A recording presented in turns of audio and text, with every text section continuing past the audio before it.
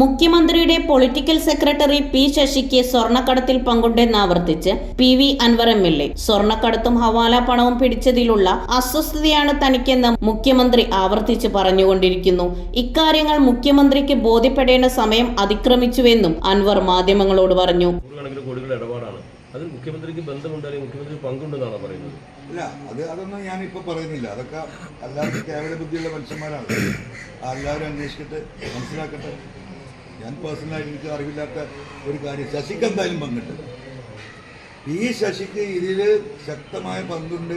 ഈ ഇടപാടിൻ്റെ ഭാഗമാണ് ശശി. എനിക്ക് യാതൊരു ഡൗട്ടില്ല. അതെന്താ തെളിവ് നിങ്ങൾ ചോദിക്കും.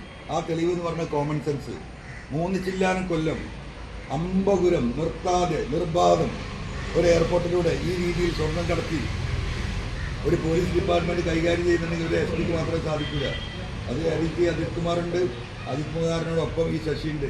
അല്ലാതെ ഒരിക്കലും നടക്കില്ല. അത് തന്നെയാണ് ഒരു തെളിവ്. അത് അന്വേഷിക്കട്ടെ. അന്വേഷണ ഏജൻസി അന്വേഷിക്കല്ലോ. അതിനാണ് ഇതുവരെ അന്വേഷണം തുടങ്ങിയിട്ടുണ്ട്. ഞാൻ പറഞ്ഞത് 2 കാരിയർമാരെ നിങ്ങളുടെ മുമ്പിൽ 3 ദിവസം വരെ പ്രദർശിപ്പിച്ച് അവരെ ഒന്ന് വിളിച്ചു ചോദിച്ചോ. ഈ SIT അവർ പോലും തയ്യാറില്ലെങ്കിൽ ഇവരെന്ത് ചെയ്യും? ഈ ഫോൺ ചോർത്തലിൽ കേസ് വന്നു. അപ്പോൾ അത് നിയമവിരുദ്ധമായി ഒന്നുമില്ല എന്നാണ് കൺവീനർ അടക്കമുള്ളവർ പറഞ്ഞത്. ഇങ്ങനെ അല്ല, ഫോൺ ചോർത്തലിൽ കേസ് വന്നു, അതിൽ കൃത്യമായ നിയമത്തിന്റെ അടിസ്ഥാനത്തിലാണ് മുന്നോട്ട് പോയത് എന്നാണ് കൺവീനർ അടക്കമുള്ളവർ പറഞ്ഞത്. എന്നല്ലേ എനിക്ക് എങ്ങനെ കരുതുന്നത്? നോക്കാറുണ്ട്. എൻ്റെ പറ്റിയില്ലല്ലോ. വരുന്ന നോക്കാം. 5-ാം തീയതി കൊടുത്ത പരാതിയാണ് 28-ാം തീയതി DGP പോലീസും കൈമാറിയെന്ന് പറയുന്നു. അതിനുശേഷമാണ് 28-ാം തീയതി മൊഴിയെടുത്ത് ഈ സെപ്റ്റംബർ 5-ാം തീയതി കൊടുത്ത പരാതിയാണ് 28-ാം തീയതി DGP പോലീസും കൈമാറുന്നത്.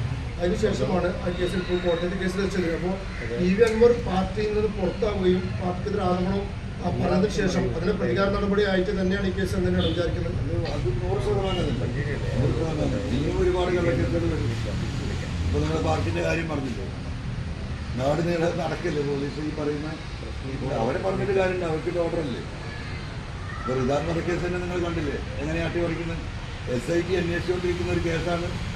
അതുകൊണ്ട് പോലീസ് വീണ്ടും കോടതിയിൽ പുനരന്വേഷണത്തിന് അപേക്ഷ കൊടുത്ത് കോടതി അവർക്ക് പറഞ്ഞിട്ടുണ്ട്. SIT പോയില്ലേ. ഈ നിയമസഭ തുടങ്ങാൻ പോവുകയാണ്. അപ്പോൾ എന്ത് ചെയ്യും? എങ്ങനെയാണ് അതിൻ്റെ ഒരു ഇതായിട്ടുള്ളത്? ഇതുവരെ നിങ്ങൾ LDFിൻ്റെ ഭാഗമായിരുന്നല്ലോ. ഞാൻ നിയമസഭ തുറന്നത് ഞാൻ 2 ദിവസം കൂടി കഴിഞ്ഞേ പോകുള്ളൂ. ഈ 1-2 പബ്ലിക് മീറ്റിങ്ങുകൾ കഴിഞ്ഞാൽ പോകുള്ളൂ. അവിടെ കർഷകർ ഉണ്ടാവും വിചാരിക്കുന്നില്ല. ഇങ്ങനെ നിർത്തിയിരിക്കും. തുടക്കത്തിലില്ല, ഇങ്ങനെ തുടങ്ങുമ്പോൾ ഇല്ല. തുടങ്ങുമ്പോണ്ടാകും സാധ്യത കുറവാണ്. ADGP ഇടയ്ക്ക് വേണ്ടി ഇന്നലെ ശത്രു സംഹാര പൂജയൊക്കെ നടത്തിയിട്ടുണ്ട്. അങ്ങനെ ADGPക്ക് വേണ്ടി ഇന്നലെ ശത്രു സംഹാര പൂജയൊക്കെ നടത്തിയിട്ടുണ്ട്. ഭയമുണ്ടോ? ആരാണ് ശത്രു? അല്ല, ശത്രു സംഹാര പൂജ എന്ന് പറയുന്നത് അദ്ദേഹത്തിന് ശത്രു ഞാൻ പെടുമെന്ന് ചോദിക്കാം. ആരെങ്കിലും ആവുമോ? സ്വാഭാവികമായി പെടില്ലേ? ആരെല്ലാം എന്തെല്ലാം ചെയ്യുന്നു എൻ്റെ പ്രസാദ്. അതൊക്കെ വഴിക്ക് വരെ പോകും. നമ്മളിങ്ങനെ പോകും. അതെനിക്കറിയില്ല. ഇത് വിപ്ലവമായി മാറുമെന്ന് ഞാൻ നേരത്തെ പറഞ്ഞിരുന്നു. അതിൽ എല്ലാം പെടും. കേരളത്തിലെ യുവാക്കൾ നിരാശരാണ്. തൊഴിലിനും വിദ്യാഭ്യാസത്തിനും വേണ്ടിയാണ് അവർ വിദേശത്തേക്ക് ഒഴുകുന്നത്. ഇക്കാര്യത്തിലെ യാഥാർത്ഥ്യത്തെ മറികടക്കാനാണ് സർക്കാർ ശ്രമിക്കുന്നതെന്ന് MLA പറഞ്ഞു. കേരളത്തിലെ യുവാക്കൾ ഒന്നാമത് വളരെ അപ്സെറ്റാണ്. കാരണം കേരളത്തിൽ നിന്ന് യുവാക്കൾ വിദ്യാഭ്യാസത്തിനും തൊഴിലിനുമായിട്ടാണ് വിദേശത്തേക്ക് ഒഴുകിക്കൊണ്ടിരിക്കുന്നത്. ആ ഒരു വിഷയം ഗൗരവമായി അഡ്രസ്സ് ചെയ്യാൻ എന്തെങ്കിലുമൊക്കെ വാദഗതികൾ നിരത്തിയിട്ട് അതിനെ ആ പറയുന്ന യാഥാർത്ഥ്യത്തെ മറികടക്കാനാണ് ഗവൺമെൻറ് കഴിഞ്ഞ കുറേ കാലങ്ങളായി ശ്രമിച്ചിട്ടുള്ളത്. യഥാർത്ഥത്തിൽ വസ്തുത അതല്ല. കേരളത്തിലെ യുവാക്കളെ സംബന്ധിച്ച് എല്ലാവർക്കും ഇപ്പോൾ UK യിലും ഈ പറയുന്ന വിദേശത്തും അമേരിക്കയിലും കാനഡയിലും വന്ന് പോയി പഠിക്കാൻ പണം മുടക്കാനുണ്ടാവില്ല. ഈ പോകുന്ന കുട്ടികളിൽ തന്നെ മഹാഭൂരിപക്ഷവും താമസിക്കുന്ന സ്വന്തം വീടും പോലും ബാങ്കിൽ പണയം വെച്ച് അങ്ങോട്ട് പോകുന്നു. കാനഡ ഉൾപ്പെടെയുള്ള രാജ്യങ്ങളിലെ സ്ഥിതി മോശമായിക്കൊണ്ടിരിക്കുക. വിദേശികളെ ആക്സെപ്റ്റ് ചെയ്യുന്നത് ഗവൺമെൻറ്റുകൾ മനുഷ്യന്നിരിക്കും. ഇന്നലെ തന്നെ എൻ്റെ ഒരു സിസ്റ്റർ മോനും എൻ്റെ ജ്യേഷ്ഠൻ്റെ മോനും ഇറങ്ങിയിട്ടുണ്ട്. ഞാൻ അവരെ അവിടെ കണ്ടപ്പോൾ ഞാൻ അവിടെ നിൽക്കും. കാരണം അവരിപ്പം 3-4 വർഷമായിട്ട് അവിടെ ഉള്ളവരാണ്. ഇപ്പോൾ 2 മാസം മുമ്പേ അവർ പോയിട്ടുള്ളൂ. അപ്പോൾ എന്താ പെട്ടെന്ന് വന്നാണ് ഇപ്പോൾ അവർ തമാശി പറഞ്ഞല്ലേ ഞങ്ങൾ പ്രസംഗം കേൾക്കാൻ വന്നത് കാനഡയിൽ നിന്ന് വന്നിട്ട് അത് ശരിയെന്ന് പറഞ്ഞു. രാത്രി ഇവിടെ വന്ന് കാര്യം അന്വേഷിക്കുമ്പോഴാണ് കാര്യങ്ങൾ മോശമാണല്ല. കാരണം ഈ തള്ളിക്കയറ്റം, വിദ്യാർത്ഥികളുടെ ഈ തള്ളിക്കയറ്റം അവിടെയൊക്കെ ജനസംഖ്യ കുറഞ്ഞ് വളരെ സമാധാനമായിട്ട് ജീവിച്ചിരുന്ന നാടുകളിൽ നമ്മുടെ കുട്ടികളുടെ ഈ തള്ളിക്കയറ്റത്തിൻ്റെ ഭാഗമായിട്ട് എല്ലാ കെട്ടിടങ്ങളും ഫുള്ളാവും. അവിടുത്തെ കനേഡിയൻസിന് കിട്ടിയിരുന്ന വാടകയ്ക്ക് കിട്ടിയിരുന്ന ഫ്ലാറ്റുകൾ അതിൻ്റെ ഇരട്ടി വാടക കൊടുത്താൽ പോലും ഇപ്പോൾ കിട്ടാനില്ല. അതുപോലെ തന്നെ ഡിമാൻഡ് കൂടിയപ്പം വിലയും ഭയങ്കരമായിട്ട് വർദ്ധിച്ചു. അപ്പോൾ അവിടെയൊക്കെ ഒരു ബാങ്കിൻ്റെ എക്കോസിസ്റ്റത്തിലാണ് കാര്യങ്ങൾ വർക്ക് ചെയ്യുക. ഇത്ര ശമ്പളം, അതിന് ഒരു വീട് വാങ്ങുകയാണെങ്കിൽ ഇത്ര പേയ്മെൻറ്റ്, വീട്ടു ചെലവ് ഇത്ര, അത് ആ പേയ്മെൻറ്റിനോടുമായി ബന്ധപ്പെട്ടിട്ട് ആണ് ഇവരുടെ എന്താ പറയുക ബാങ്കിങ് സിസ്റ്റവും പല ലൈഫ് സ്റ്റൈലും ഒക്കെ ഉണ്ടാകും. ശമ്പളം ആർക്കും വർദ്ധിച്ചിട്ടില്ല. വർഗീയവാദി പട്ടം ചാർത്തുന്നു, അത് അങ്ങനെയല്ല എന്ന് തെളിയിക്കേണ്ട ഒരു അധിക ബാധ്യതയായി വന്നിരിക്കുകയാണ്. തീർച്ചയായിട്ടും അധിക ബാധ്യതയായി വന്നിരിക്കുകയാണ്. അപ്പോൾ എൻ്റെ കോൺസെൻട്രേഷൻ മുഴുവനില്ല. ഇനി ഞാനത് പറഞ്ഞു നടക്കാനുമില്ല. ഞാൻ നമ്മൾ പറയേണ്ടത് പറഞ്ഞു, അനുഭവങ്ങൾ പറഞ്ഞു, വെറുതെ വായോട്ട് പറഞ്ഞല്ല. ഈ ചരിത്രങ്ങളൊക്കെ ഈ നാട്ടിൽ നിൽക്കുകയാണ്, എല്ലാവർക്കും അറിയുന്നതാണ്. അപ്പം ഇനി ആ ഭാഗം ഞാൻ അവിടെ അവസാനിപ്പിക്കാം. അതായത് ഞാൻ ഈ പറയുന്ന സെക്യുലറാണ്, എൻ്റെ കുടുംബം, പാരമ്പര്യം, അത് ഞാൻ പറഞ്ഞു കഴിഞ്ഞു. ഇനി അതിലേക്ക് ഞാൻ വരാൻ പോയത് വെറുതെ നമ്മൾ സമയം വേസ്റ്റ് ചെയ്യുന്നില്ല. വിശ്വസിക്കുന്നവർക്ക് വിശ്വസിക്കാം, തള്ളുന്നവർക്ക് തള്ളാം, കൊള്ളുന്നവർക്ക് കൊള്ളാം. പക്ഷേ സമൂഹത്തോട് നമ്മളത് പറഞ്ഞു കഴിഞ്ഞു.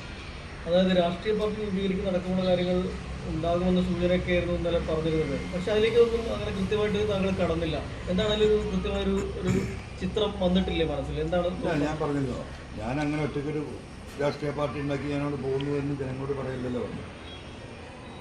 എന്തുകൊണ്ട് ഇങ്ങനെ ഞാൻ പറഞ്ഞില്ല, ജനം ഒരു പാർട്ടിയായി തീരുകയാണെങ്കിൽ അതിന് മുന്നിൽ ഞാൻ ഉണ്ടാകുമെന്ന് പറഞ്ഞാൽ അതെല്ലാം ഉണ്ട്. ഞാൻ രാഷ്ട്രീയ പാർട്ടി ഉണ്ടാക്കില്ല എന്നല്ല അതിൻ്റെ അർത്ഥം. കാരണം പബ്ലിക്കിന് നമ്മൾക്ക് പബ്ലിക്കിൽ നിന്നുള്ള റെസ്പോൺസ് കിട്ടുന്നു. ഇപ്പോൾ നമ്മളെ സർവേ റിപ്പോർട്ട് അതിൻ്റെ സർവേ ഇട്ടിരുന്നുണ്ട്. ഇന്നലെ രാത്രി 12 മണിക്ക് നോക്കുമ്പം 1.2 മില്യൺ കടന്നിട്ടുണ്ട്. ആ 1.2 മില്യൺ കടന്നിട്ടുണ്ടെങ്കിൽ അത് പരിശോധിച്ചാൽ എന്തായാലും ഒരു 90% ഈ പറയുന്ന രീതിയിൽ നമ്മൾ കൊടുത്ത ചോദ്യത്തിന് പോസിറ്റീവായിട്ടും എത്ര ചെയ്തിട്ടുണ്ട്. അത് അനലൈസ് ചെയ്തുകൊണ്ടിരിക്കും. അപ്പം അത്രത്തോളം ആളുകൾ ഈ വിഷയത്തിൽ പ്രതികരിക്കുന്നുണ്ട്. അത് കുറച്ചുകൂടി മുന്നോട്ട് പോയേ. ഞാൻ ആദ്യം പറഞ്ഞു എനിക്കിതിലൊരു തിരക്കില്ല.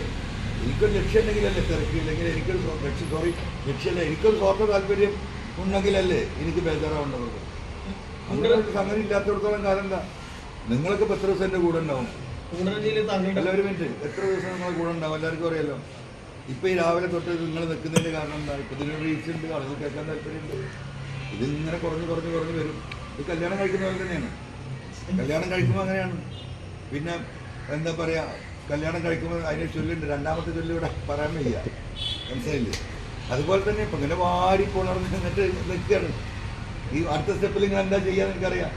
അത് കഴിഞ്ഞിട്ട് കല്യാണം കഴിയുമ്പോൾ ഒരു 6 മാസത്തിൽ സ്ഥിതിയുണ്ട്. പിന്നെ കുട്ടിയാകുമ്പോൾ വേറെ സ്ഥിതിയുണ്ട്. രണ്ടാമത്തെ കുട്ടിയാകുമ്പോൾ വേറെ സ്ഥിതിയുണ്ട്. ഇനി മൂന്നാമതൊരു കുട്ടി ഉണ്ടായാലും ഇല്ലെങ്കിൽ അതോടുകൂടി അതെന്താണെന്ന് അറിയാം. അത് തന്നെയാണ് ഇപ്പോൾ നിങ്ങളും ചെയ്യാൻ പോകുന്നത്. ഇതൊന്നും അറിയാതെ ഞാനിങ്ങനെ വിഡ്ഢിയായിട്ട് ഇതിന് മുമ്പിൽ നിൽക്കണം നിങ്ങൾ വിചാരിക്കണ്ട. I know what is going to happen in future. എനിക്കതിനെക്കുറിച്ച് നല്ല കാഴ്ചപ്പാടുണ്ട്, നല്ല അസസ്മെൻ്റ് ഉണ്ട്. അതൊന്നും ഇല്ലാതെ വെറുതെ ഇപ്പോൾ ഇതുവരെ പറഞ്ഞാൽ ഞാൻ മലപ്പുറം മാപ്പിളയാണെന്ന്. ഇന്നലെയാണ് ക്രിസ്ത്യൻ കോളേജ് സ്കൂളിലാണ് പഠിച്ചത്. ഈ പറയുന്ന ക്രൈസ്റ്റ് ഹാളിൽ നിന്നാണ് നമ്മുടെ ഈ കാര്യങ്ങൾ. ഒരു അരീന സിസ്റ്ററാണ് എന്നെ പ്രസംഗിക്കാൻ പഠിപ്പിച്ചത്. എൻ്റെ സിസ്റ്റേഴ്സ് മുഴുവൻ പ്രോവിഡൻസ് കോളേജിലാണ് പഠിച്ചത്. അപ്പം ഇവരൊക്കെ പലരും വിചാരിച്ചിരുന്നത് ഞാനൊരു മലപ്പുറം ഏറനാട് മാപ്പിളയാണ്. നമ്മളെല്ലായിടത്തും ഉണ്ട്. നമ്മൾ മലപ്പുറത്തുണ്ട്, കോഴിക്കോടുണ്ട്, തിരുവനന്തപുരത്തുണ്ട്, കന്യാകുമാരിയിലുണ്ട്, ഇന്ത്യയിൽ പല സ്ഥലത്തുണ്ട്. ഇന്നലെ മോഹൻദാസ് പറഞ്ഞല്ലോ, അൻവറിൻ്റെ കുടുംബക്കാരുണ്ട് കുറച്ച് നിലമ്പൂരിൽ, കോൺഗ്രസ് ലീഗൊക്കെ വോട്ട് ചെയ്യും. അൻവറിൻ്റെ കുടുംബക്കാരും അൻവറിൻ്റെ ബന്ധുക്കളും അൻവറിനെ സ്നേഹിക്കുന്ന ഒരു ജനം ഇവിടെ എല്ലായിടത്തും 250 മണ്ഡലത്തിലുണ്ട്, 140 മണ്ഡലത്തിലുണ്ട്. അപ്പോൾ ചിലപ്പോൾ 5 ആളായിരിക്കും, ചിലപ്പോൾ 10 ആളായിരിക്കും, ചിലപ്പോൾ ഒരാളായിരിക്കും, ചിലപ്പോൾ 100 ആളുണ്ടാവും, ചിലപ്പോൾ 1000 ആളുണ്ടാവും, ചിലപ്പോൾ 5000 ആളുണ്ടാവും. അപ്പം അത് വേറെ, അത് പേഴ്സണൽ റിലേഷൻ്റെ ഭാഗമാണ്. പാർട്ടിക്കാരോട് ആരോടും വിശദീകരണ യോഗത്തിന് വരണമെന്ന് പറഞ്ഞില്ല. ഒറ്റയ്ക്ക് സംസാരിക്കാനായിരുന്നു തീരുമാനം. ആരെയും പുറത്തിറക്കി പ്രതിസന്ധിയിലാക്കാൻ ഉദ്ദേശമില്ല. എന്നെ മതവർഗീയവാദിയാക്കാനും പരിശ്രമിക്കുന്നുണ്ട്. വർഗീയവാദിയല്ല എന്ന് തെളിയിക്കേണ്ടത് എന്റെ അധിക ബാധ്യതയാണെന്നും അൻവർ MLA മാധ്യമങ്ങളോട്. ന്യൂസ് 99 മലപ്പുറം.